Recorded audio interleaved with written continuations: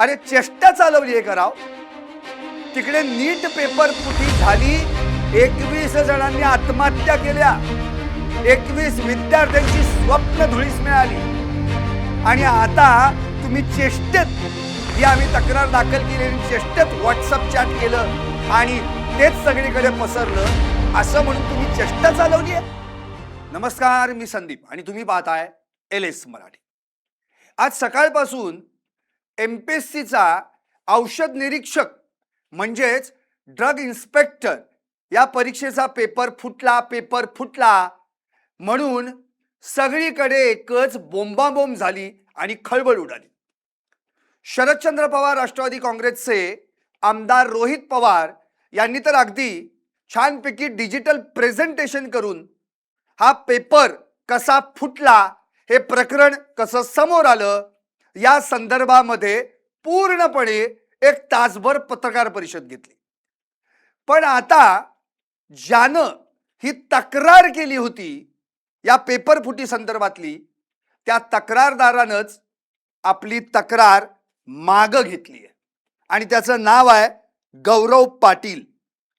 खरं तर या सगळ्या संदर्भामध्ये आता MPSCनं देखील आपला खुलासा या ठिकाणी मांडलेला आहे. MPSCनं स्पष्टपणे म्हटलंय की मुळातच औषध निरीक्षक या पदाच्या परीक्षेचा पेपर फुटलाच नाही, तक्रारच बनावट होती. पेपर पुन्हा होणार नाही किंवा परीक्षा पुन्हा घेतली जाणार नाही म्हणून हा बनाव रचला गेला. आता याच्यात नेमकी कोणकोणती नावं आहेत हे ऐकल्यानंतर तुम्हालाही धक्का बसेल. सुरुवातीला काय झालं, आपण पहिल्यांदा घटनाक्रमावर जाऊ. पण एवढं मात्र नक्की आहे, याच्यातल्या एका तक्रारदारानं म्हणजेच गौरव पाटलानं, ज्यानं 21 जुलै रोजी MPSC आयोगाला मेल करून असं प्रश्नपत्रिका फुटल्याचा त्या ठिकाणी आरोप करून तक्रार केली होती, त्याच गौरव पाटलानं काल रात्री पुन्हा एकदा MPSCला मेल करून आपली तक्रार मागं घेतली आहे. आणि चेष्टेत हे सगळं घडलं असं म्हणून मोकळा झालाय. आता प्रश्न हा पडतो, अरे चेष्टा चालवली आहे कराव. तिकडे नीट पेपर फुटी झाली, 21 जणांनी आत्महत्या केल्या, 21 विद्यार्थ्यांची स्वप्न धुळीस मिळाली. आणि आता तुम्ही चेष्टेत ही आम्ही तक्रार दाखल केलेली चेष्टेत व्हॉट्सअप चॅट केलं आणि तेच सगळीकडे पसरलं असं म्हणून तुम्ही चेष्टा चालवली आहे. अरे नेमकं झालंय तरी काय? MPSC आयोगाचे सचिव महेंद्र हळपारकर यांनी स्पष्टपणे नेमकं काय घडलं याची टाइमलाईनच मांडली आहे. काल संध्याकाळच्या ईमेलद्वारे जो आज सकाळी प्राप्त झाला, त्याच्यामध्ये जे तक्रारदार आहे त्यांनी ही तक्रार त्याचा एक मित्र ऋषिकेश गांगर्डे याने भ्रम फैलवण्यासाठी केलेली असून तो स्वतः गांगर्डे हा उत्तीर्ण झालेला नाही. जे उमेदवार आणि तक्रारदार याच्यामध्ये जे चॅट आहे ते त्यांचं चेष्टेचं होतं आणि त्याच्यामध्ये कुठलाही प्रश्नपत्रिका फुटली असा कुठलाही त्यांचा दावा नसल्याचं त्यांनी त्या तक्रारदारीमध्ये ईमेलमध्ये नमूद केलेलं आहे. आयोगाने हे सर्व प्रकरण अत्यंत गांभीर्याने घेतलेलं असून संबंधित तक्रारदार यांनी सादर केलेले पुरावे, उमेदवार यांनी सादर केलेले त्याचे म्हणणे, या सर्व प्रकरणामध्ये इतरही काही तक्रारदार अथवा उमेदवार ज्यांचे नावं या तक्रारीमध्ये आहेत त्यांनी निवेदन ईमेलद्वारे सादर केलेले आहेत. ते सगळे एकत्रित करून आम्ही या संदर्भात पोलिसांमध्ये रीतसर तक्रार दाखल करणार आहोत. 22 मार्च 2026 राज्यात 6 केंद्रांवर औषध निरीक्षक म्हणजे ड्रग इन्स्पेक्टर या पदासाठी ऑफलाईन चाळणी परीक्षा पार पडली. 12 जून 2026 ला या परीक्षेचा निकाल जाहीर झाला. 1 ते 22 जुलै या दरम्यान पात्र उमेदवारांच्या मुलाखती पार पडल्या आणि 22 जुलै रोजी पात्र गुणवत्तेनुसार यादी प्रसिद्ध झाली. 154 जागांसाठी ही पदभरती होती. 21 जुलै 2026 रोजी, म्हणजे निकाल लागलाय 22 जुलैला, आणि त्याच्या एक दिवस आधी गौरव पाटील या नावानं ईमेलद्वारे एक तक्रार आली. परीक्षेपूर्वी व्हॉट्सॲपवर प्रश्न उत्तर व्हायरल झाल्याचा आणि काहींचे गुण संशयास्पदरित्या वाढल्याचा आरोप करण्यात आला. मग एमपीएससीनं काय केलं? एमपीएससीनं या संदर्भामध्ये थेट गौरव पाटील या ईमेल आयडीवर आपला मेल पाठवला आणि ही मोघम तक्रार आहे, तुमच्याकडे काय पुरावे असतील तर सादर करा, असं स्पष्टपणे मेलमध्ये म्हटलं. त्यावर 23 जुलै रोजी गौरव पाटील यानं या संदर्भातले पुरावे सादर केले. आता याची शहानिशा सुरू झाली.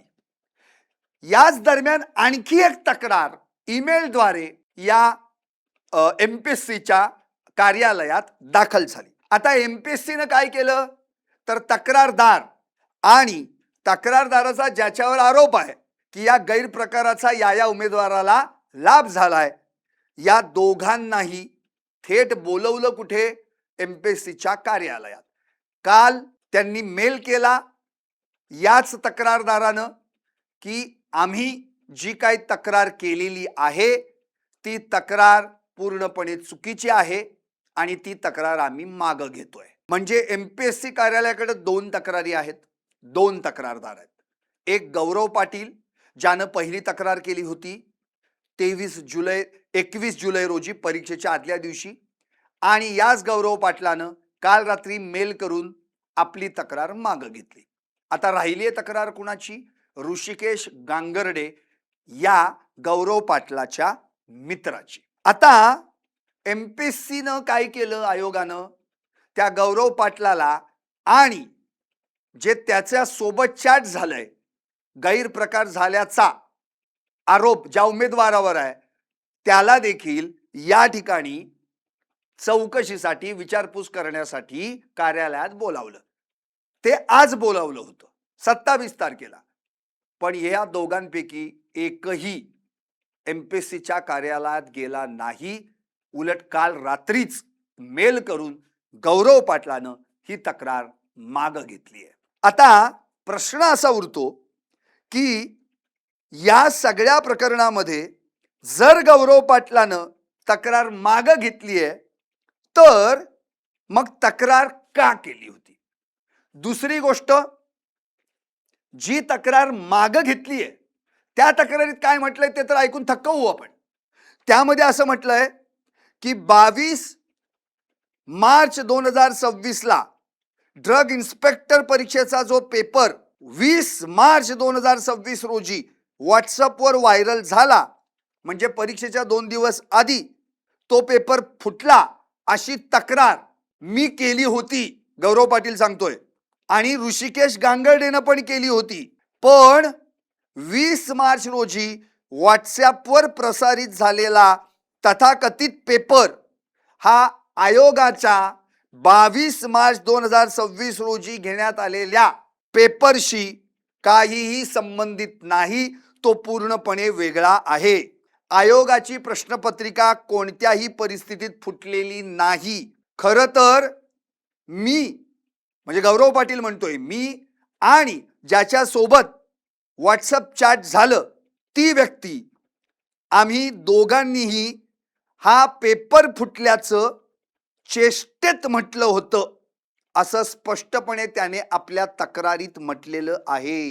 इतकंच नव्हे तर या बाबतीत जी प्रश्नपत्रिका परीक्षेच्या 2 दिवस आधी व्हॉट्सअप चॅटच्या माध्यमातून व्हायरल झाली आहे ती एका टेस्ट सिरीजची, म्हणजे सराव प्रश्नपत्रिका होती, असंही त्यांनी म्हटलंय.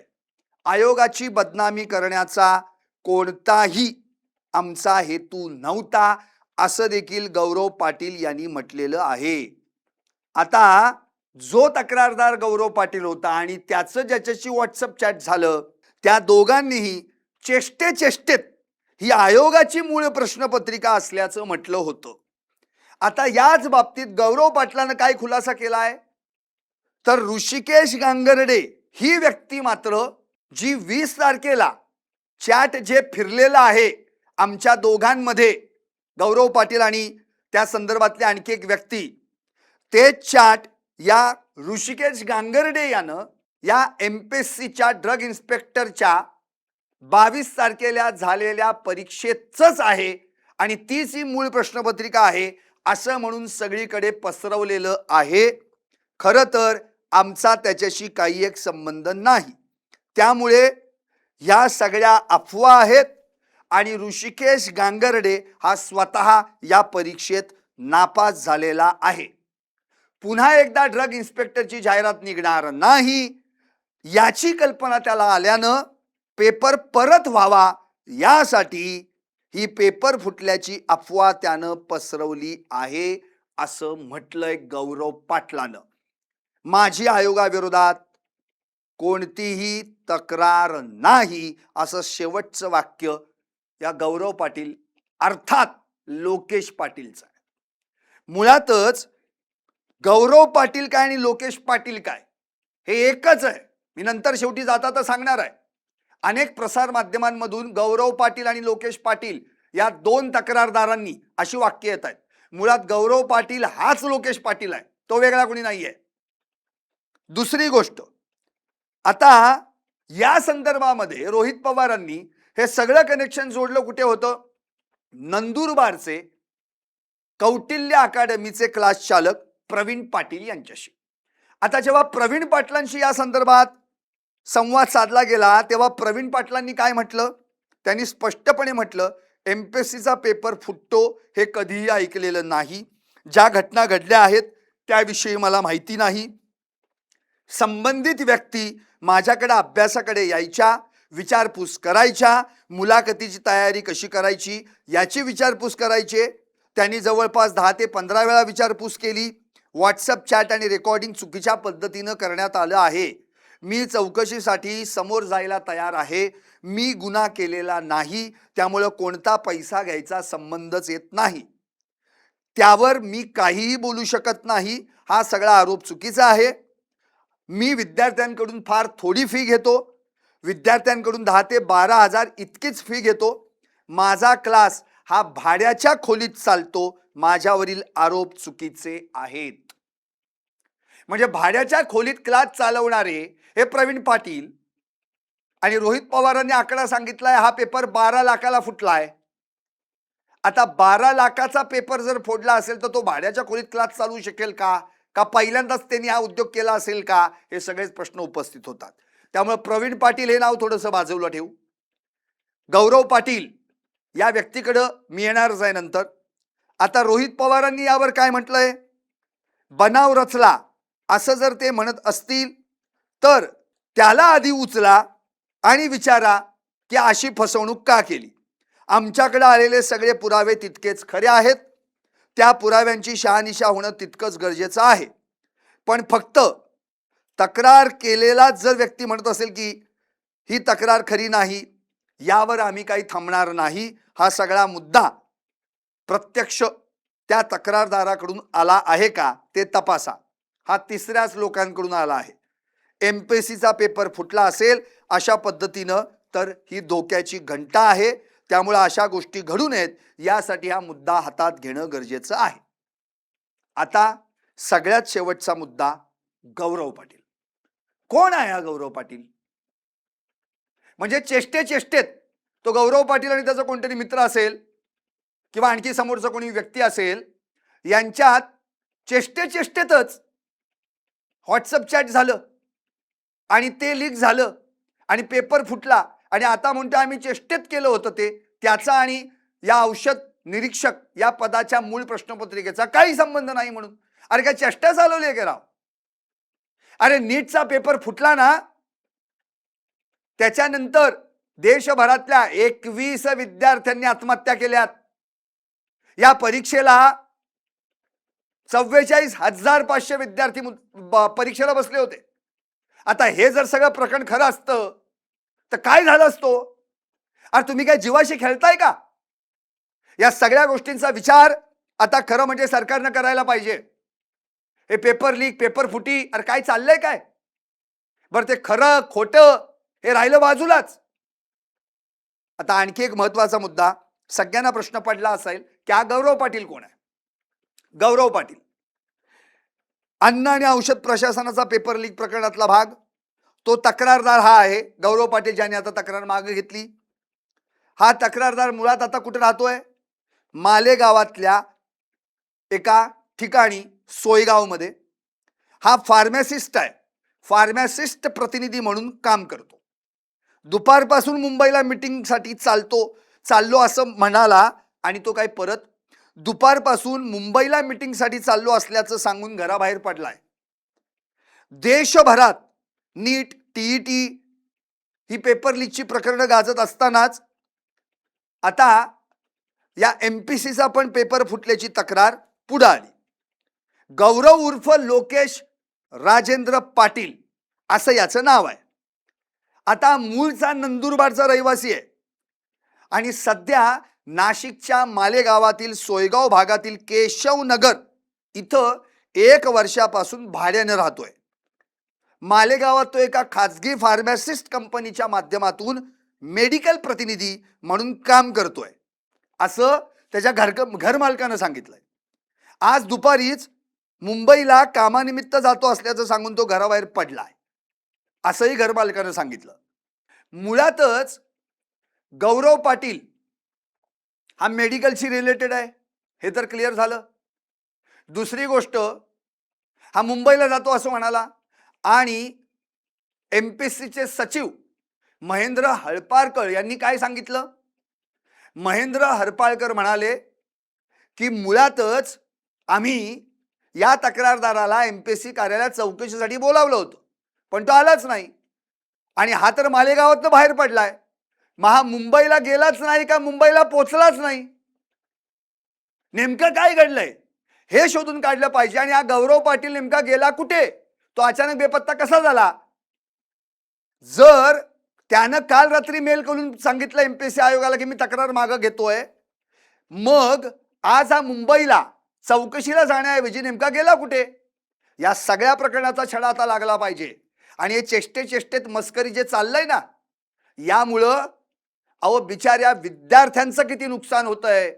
अक्षरशः टोकाचं पाऊल ते उचलतायत. याच्याकडे राजकारण्यांनी, सरकारनं आणि या बाकीच्या उपटसुंबांनी पण लक्ष द्यायला पाहिजे.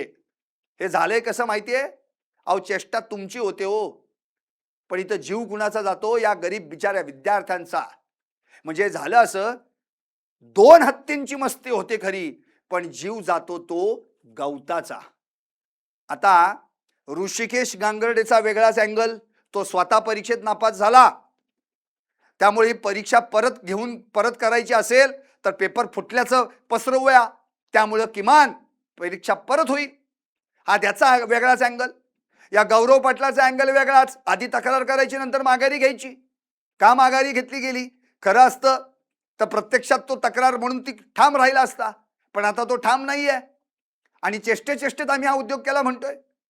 त्यामुळे या सगळ्या गोष्टींचा शहानिशा व्हायला पाहिजे आणि याच बाबतीत आता एमपीएससी आयोगाकडून सगळ्या पुराव्यांशी रीतसर पोलीस स्टेशनमध्ये तक्रार दाखल होणार आहे.